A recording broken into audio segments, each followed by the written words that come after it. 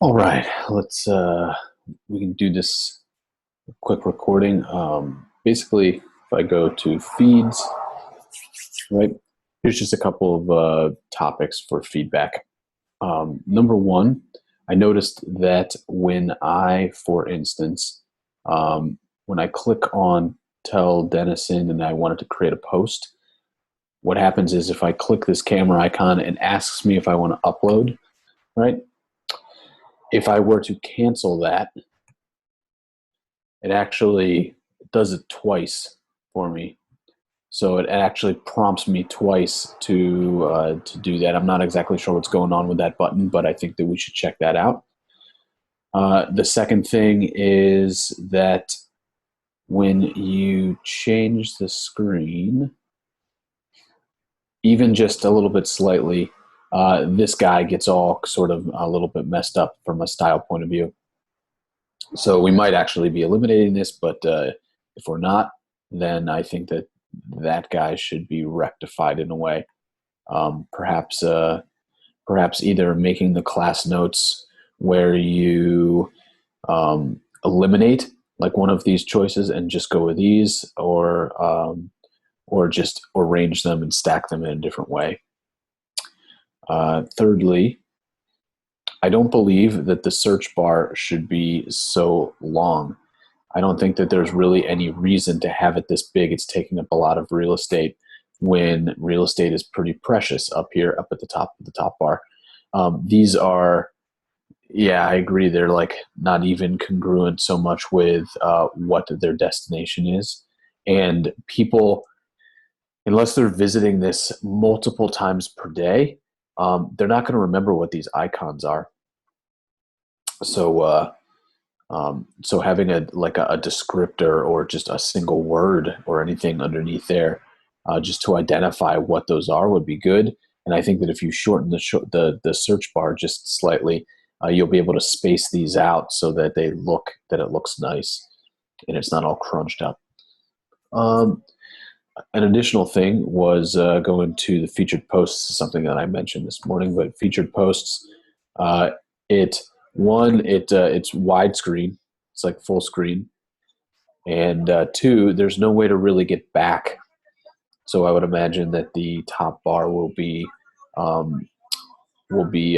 existent here and will allow you to return, or maybe there's a return to home page here. I'm not exactly sure right now, but anyway, for right now, I have to use my back button in my browser to actually get back. You have, this is an interesting,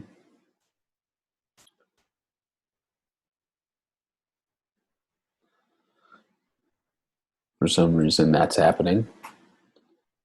We get some weird stacking here. So one question that I've got is, if you only have like 4 confirmed attendees here, does that mean that this whole area is essentially blank? Like, are you carving out space for this entire area regardless of how many attendees there are? Or is this a bit more dynamic where where this button has some padding or margin on the top, and it will shrink itself to take up the real estate if there aren't multiple rows of people and confirmed attendees? I'm just curious about that. Um, yeah, I believe that it would be interesting to see some of these featured posts in the news feed.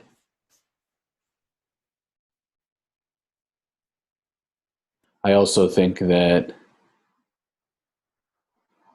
this portion, the what's new, Tell Denison, should have a notable graphical variation or difference, right, to separate it from the rest of the newsfeed. Because right now it looks, I mean, I can't really tell where this first post ends and where this begins. This all actually kind of looks like it's the same thing.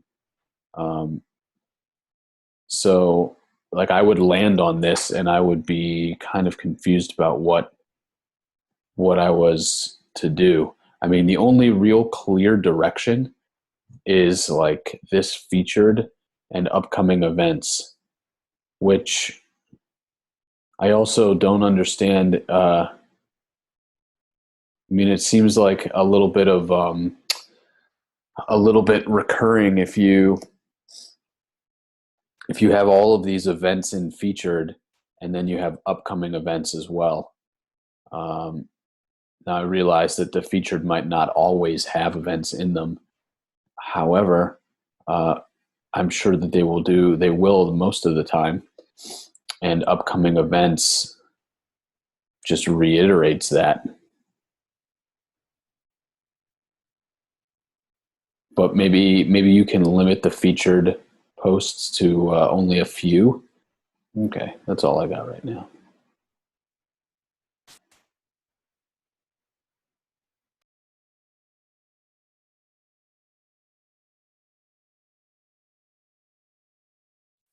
Okay, well, so now as far as design goes, and some of the design styles and things that I think that maybe in the future, maybe not this particular iteration, but future iterations should strive towards would be essentially turn this off. Would be essentially something that looks like this. Now, I just put this together in Canva.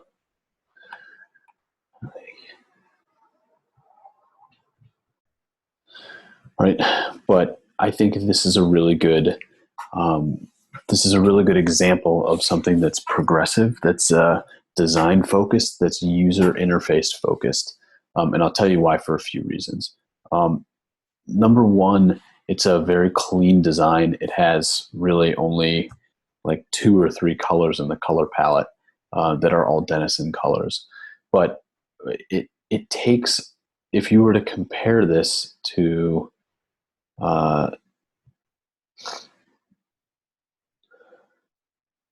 let's see.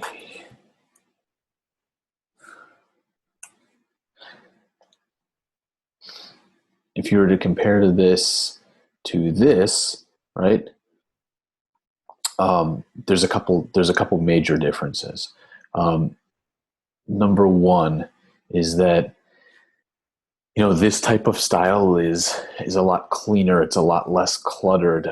It's more sectioned off, in my opinion, and it certainly uses more visuals, which in today's day and age is almost imperative. So, the very top menu bar, right? It's cleaned up. Really, what do we want them to do? Home, to be able to go home at any time.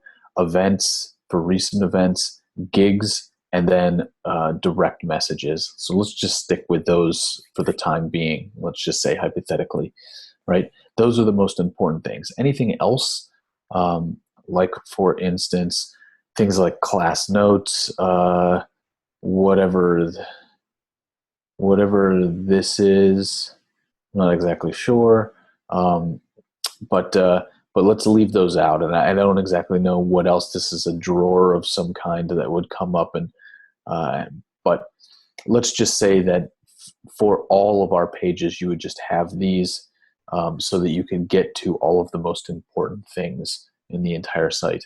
Now, the featured programs, like all of these featured posts, maybe back 10 years ago, this was the way to go, but nowadays it is much better for you to have featured posts that are done in a slideshow fashion, up at the top in the header. I don't understand why you wouldn't do that here as well. Each one of these would be a featured post. They would slide in and out. This isn't something that's very difficult to do programming wise.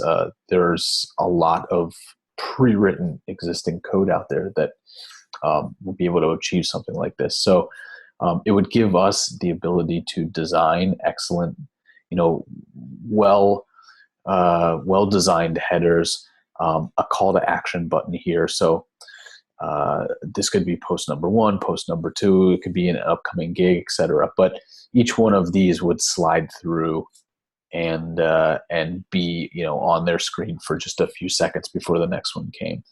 So that essentially takes care of all of this. So let's say we can remove this from the sidebar now. The next thing is the central focus. Because you have a singular button here in the center, their focus is drawn straight down to all the recent posts. They'd be able to scroll down and see just about everything. Isn't really much to change here other than to try and make this post box a little bit more segregated from the rest of the posts, so that this is where you're supposed to write up at the top. But if you want to just read them, you can just scroll straight down.